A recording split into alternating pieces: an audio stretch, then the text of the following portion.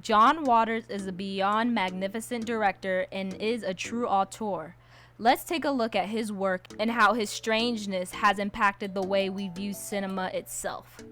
Weirdness is my shtick, and it's my favorite aspect of the human condition. For us to consider something as weird is subjective, and even so, what we're even classifying as such is subjective in itself. I take something and exaggerate it and hopefully make it funny, because I'm trying to get you to laugh at the rules that you yourself live by and respect. When I think of something as weird or strange, I lean more towards what itches my brain in that particular spot that can't be reached by anything else. More or so, what itches my brain even more is when a film or TV show is considered odd in some way. There is so much power in the world of creating visual content and achieving an emotional reaction that causes the audience to feel rather off in an exciting way that keeps us intrigued. Overall, we wonder how a creative mind could conjure up something so out there that doesn't deter the audience but utterly pulls them in. When thinking about one of the best examples of this element of media, we can look towards a figure in cinema who has done more than his fair share of influence in the industry, someone who has embraced the world of weird and strange, and a director who creates films because he wants to make them, not for the approval of others, but for the satisfaction of seeing his hard work come to life on the big screen, the one and only John Waters. John Samuel Waters Jr., born April 22, 1946, is an American filmmaker, writer, actor, and artist, all rolled into one big, beautiful ball of an intriguing human being. Many of you may be familiar with his 1990 film Cry Baby, starring Johnny Depp, and his 1994 film Serial Mom, starring Kathleen Turner. Mrs. Wilson from the telephone company. I understand you're having problems with an obscene phone caller. On top of this, if you're a fan of musicals, you may be well aware of the fantastic and hair-filled Broadway show and film adaptation Hairspray.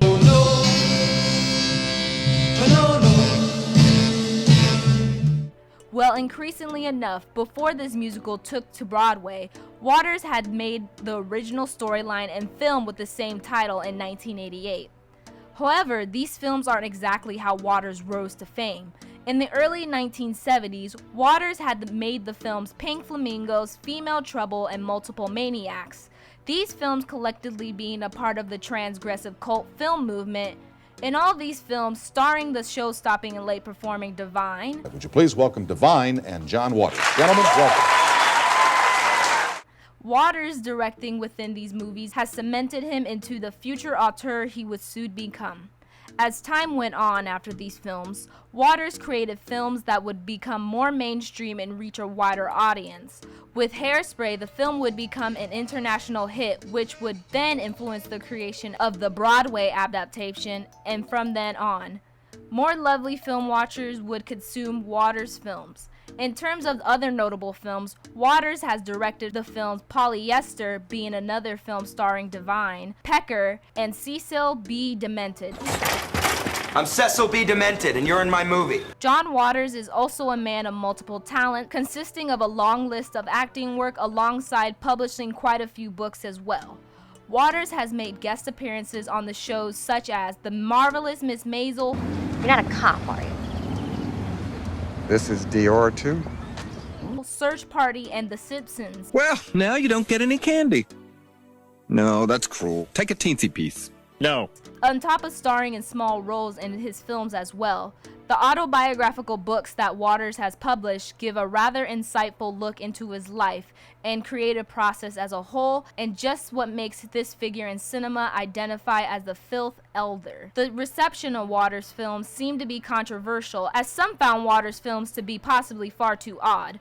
Early on, you directed films that were considered by many very salacious, very crude. Yeah. And you embraced bad reviews. Yeah, I made a career out of bad reviews. But as I mentioned before, based on Waters' memoir, Mr. Know-It-All, The Tarnished Wisdom of a Filth Elder, he's always seemed to make films because they made him feel happy, fulfilled, even if I might dare say. But as time went on and his production got better, Waters' films ultimately become more mainstream and a wider variety of audiences found to appeal to his style of directing. Waters' auteur work would even go on to influence American pop culture in subtle ways. The Trash trilogy, which is composed of Pink Flamingos, Female Trouble, and Desperate Living, are the films that would influence future content in pop culture, such as Ursula's character design and mannerisms in The Little Mermaid, being inspired by Divine's look and demeanor to the campy nature of the Trash trilogy, sparking the main plot line for an entire episode of The Simpsons. But these aspects are just scratching the surface of the cinematic influence John Waters would bring to the table.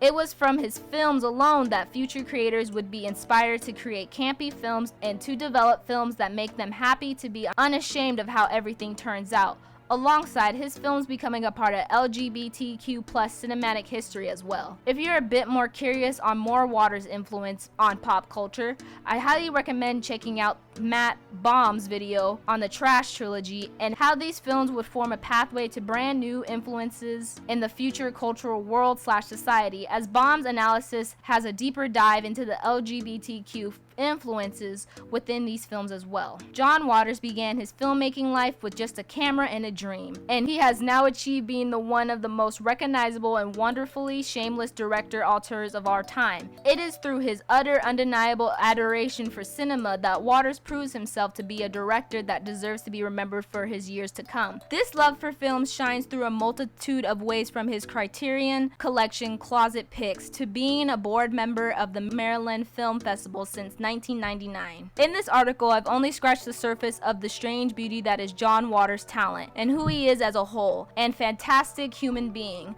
I deeply encourage you with the utmost certainty in my heart to go check out John Waters' films if you haven't already. Come over and we'll watch John Waters movies. I got them all. I'll be right over.